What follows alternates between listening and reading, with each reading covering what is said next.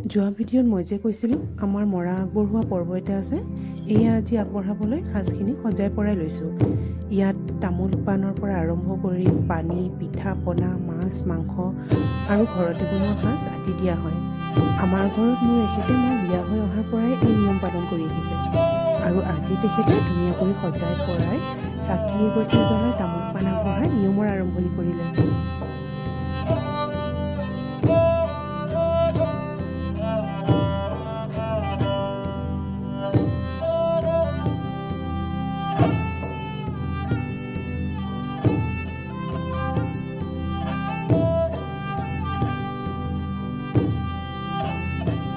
পিঠাৰ পৰা আৰম্ভ কৰি সকলোখিনি এপদ এপদকৈ মৰমেৰে আগবঢ়ায়।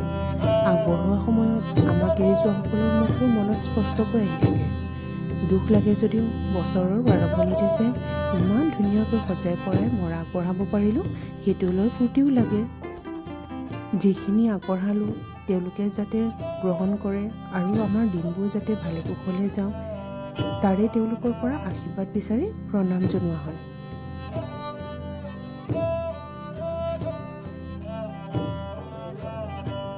ঘৰৰ সৰু ডাঙৰ সকলো সদস্যই এই নিয়মত ভাগ লয় আৰু তেওঁলোকলৈ সেৱা আগবঢ়াই সেৱা এটা গ্ৰহণ কৰে। ৰাতিপুৱাৰে পৰা সকলো সদস্যই ইমান ব্যস্ততাৰ মাজেৰে সময়খিনি পাৰ কৰে, পৰ্বটো শেষ হোৱাৰ পিছতে এটা শান্তিৰ উশাহ লোৱা যায় আৰু মনটো মুকলি মুকলি লাগে। এনেদৰে খুব ধুনীয়া নিয়ম এটাৰে আমি দিনটোৰ আৰম্ভণি কৰোঁ। ভিডিঅ'টো চাই কেনেকুৱা পালে কমেণ্টত জনাব আৰু লাইক, ছাবস্ক্ৰাইব এণ্ড শ্বেয়াৰ কৰিব।